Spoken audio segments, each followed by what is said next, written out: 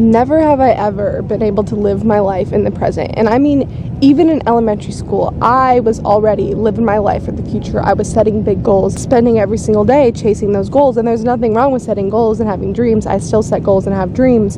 But for the first time in my entire life, I'm living in the present and I feel happy with exactly where I'm at. And it has nothing to do with the circumstances.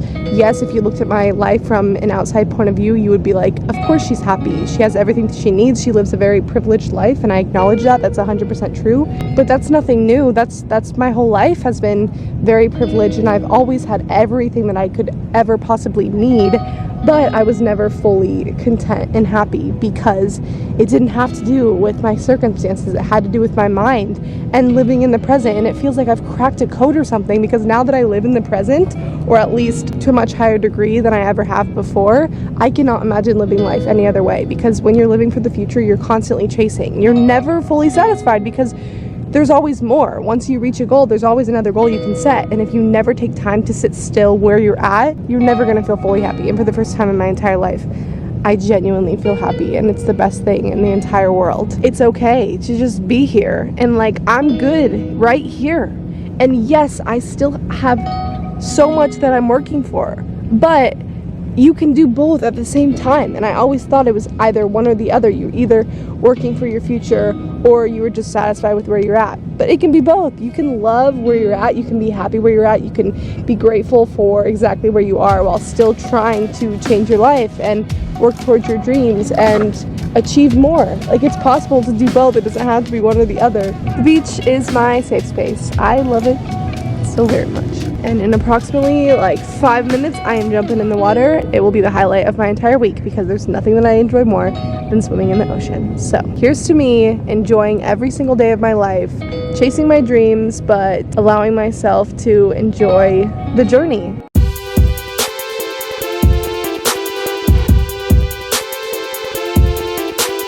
I really try when I wake up not to go on my phone first thing in the morning, because I do feel a huge difference when I do or do not go on my phone. If I go on my phone right away, I am immediately in to-do list mode and thinking about all the things I need to get done that day. Making a little cup of tea, that's what I'm currently doing. This is a soup can because I don't have any coffee cups, and this is the only thing that I have that can go in the microwave to get heated up. So I'm currently using a soup can to make my teas. But I love to make tea in the morning and sit down and write. I love writing, and my best ideas are in the morning when I don't go on my phone, because I just feel most creative in the morning, especially when I'm not in that to-do list mode where I'm preoccupied with the other things I need to do that day. Right now I'm writing an essay for class, but even if I didn't have an assignment coming up that had to do with writing, I love to sit down and journal.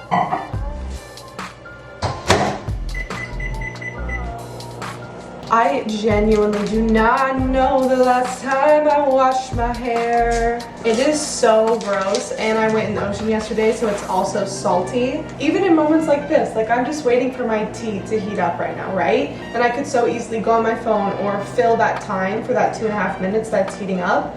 But I am just gonna stand here and wait and be present, and it's okay to not do something for 2.5 minutes. I've gotten so used to always having a stimulus and always needing something to entertain my mind, but I'm getting better at just being still and allowing my own thoughts to entertain myself, or the absence of thoughts, just sitting there, just waiting. It's okay to just pass time instead of try to fill it. Okay, shh.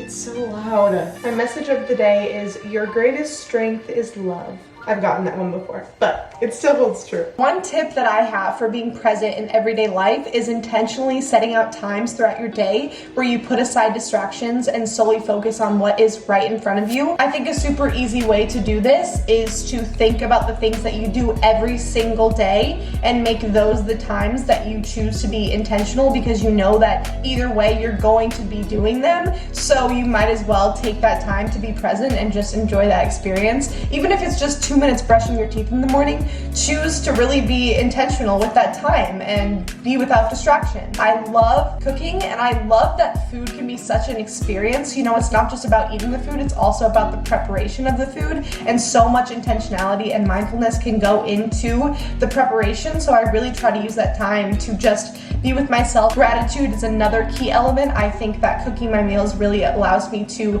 sit in gratitude during that time. I just feel so grateful when I'm cooking meals that I have the resources that I do to be able to nourish my body the way that I'm able to. And I think gratitude is a key element of being present, because so much of presence is being okay with where you're at right now. And when you are grateful for what you have right now, it allows you to stress less about what's going to be tomorrow, what's coming in the future, because you're okay with what you have right now. You're grateful for what you have right now. So write out what you're grateful for every single morning when you're cooking your food. Thank God that you have the food that you have. I'm gonna cook a meal now.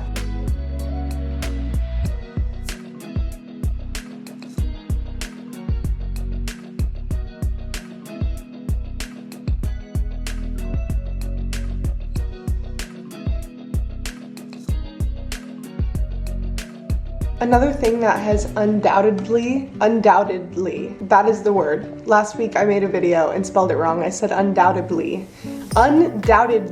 changed my life is my relationship with exercise, doing movement that actually makes me happy and that I enjoy. I think so many people get stuck in this trap of feeling like they have to do movement that they don't enjoy just because that's what they think will give them results. Honestly, I think the exercise that is best for you is what makes you feel best. And let's say you exercise for an hour a day. That's an entire hour of your day that you could either be just trying to pass the time and make the time go as fast as you can, or really being present and settling into your body and enjoying that full hour of movement a day. I just think exercise can be another great time of your day where you're super present and you put away distractions and solely focus on what is right in front of you, and hopefully you enjoy what you're doing in that moment. So it does feel like this practice of gratitude as well for your body and for the privilege of moving and just for the privilege of life that you get to do this thing that you really enjoy. The sun rises right now and I'm gonna do some yoga, cause sunrise yoga is my favorite and it makes me so happy.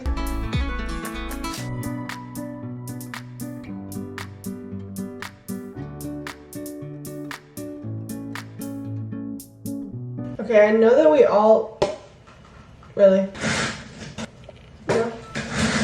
Okay, I know that we all already know this, but I'm just gonna remind you, and me, because I struggle with this, how important it is to keep your space clean around you. Oh my goodness. Especially as someone that struggles with anxiety, to be able to wake up and not have clothes everywhere, not have things everywhere, makes such a huge difference, and I don't realize how much of a difference it makes until I clean up. Like this whole week, my apartment was a mess. It was a mess because every morning when I pick out my outfit, I make a mess and clothes start to get everywhere, and the more dirty it gets, the more okay I am with continuing for it to get dirty, you know what I mean? It's just so important for me to be able to walk into my space that I live in and feel a sense of ease and calm. And if I walk into my apartment and it's a mess, I don't get that feeling. I remember growing up and always being so confused why my parents would want me to clean my room so badly, because I never understood why it affected them. I'm like, why does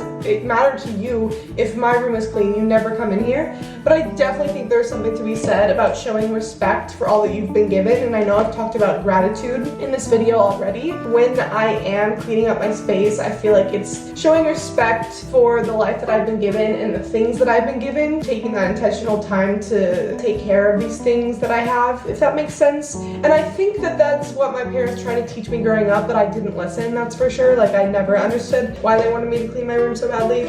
But now that I'm on my own, I do feel that sense of gratitude for the things around me when I am cleaning. Very important. In case anybody's wondering about the rats that I posted about last week, they're still here.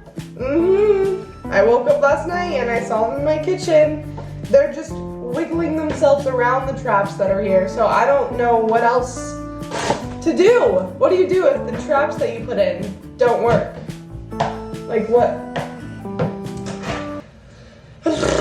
I have a question for you to ask yourself, because I am assuming that if you're watching this video, you're trying to live a happier, more present life. And something that hit me like a brick when I got to Los Angeles, I don't know why, I just had an epiphany one day. I realized I don't have any hobbies, because every hobby that I once had, I've turned into something that's more than a hobby. You know, a hobby is something you do solely for fun. It's not for career advancement, it's not for financial gain, it's just for fun. Social media, that was once just a hobby that I loved doing, and I still love doing it, but now it's more than just for fun. It's accountability, it's a responsibility, it's pressure that I put on myself. It's no longer a hobby. And I realized when I got here that I don't have any hobbies, literally zero. So I've been working on creating some hobbies that I don't try to get anything out of other than pure enjoyment. I was just listening to a podcast with Hugh Jackman talking about how much he loves puzzles because it's very meditative for him, because he gets so focused on this moment, what he's doing right in front of him, this puzzle, and he just loses sight of everything around him in a positive way, where he is not worrying about the future or the past or what he's going to do next. It's just about that puzzle that's right in front of him. So what are your hobbies? What are your hobbies? Not things that you like to do that are helping you get to something in the future, just that you do for fun, that might not make any sense, but that you like to just sit down and do. Let me be for just a minute. Let me sit with exactly where I'm at. Let me be proud of all it's taken to get here. Let me enjoy it before it's time to move on to the next thing. Why does it always have to be on to the next thing? Why can't we like where we're at? Why can't I be okay with where I am? What if I don't want to move to the next thing? What if for once in my life I feel happy right here? You know, so often we chase the next thing because we're in this mindset of, once I do this, I'll be happy. That was always my mindset for as long as I can remember. Goal after goal, it was never enough. The next goal, I thought, once I achieve that, I'll be happy. No, the next goal for sure, then I'll be happy. Well, spoiler alert, it never worked. I was never happy. I was just in a constant cycle of feeling not good enough. Even the things I thought would bring me joy weren't, so what was supposed to make me happy then? I'll tell you what, I did. I made myself happy. I found happiness once I stopped chasing it. Once I stopped telling myself I had to do more. You will never be happy no matter what happens if you don't learn to be happy with yourself. Happiness is not something you can buy, and it's certainly not something you can earn through achievement. I am so freaking tired of chasing. Seriously, I'm exhausted. Being in a city like Los Angeles especially, I've realized just how against the grain it is to be okay with where I'm at.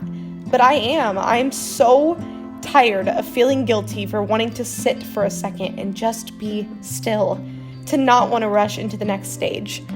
I'm still a dreamer and a really hard worker. That will never change. But right now, I like where I'm at. I have worked so hard to get to where I am today, and for once in my life, I want to allow myself to be enough for myself. I am enough exactly where and as I am. I am allowed to rest. Amen.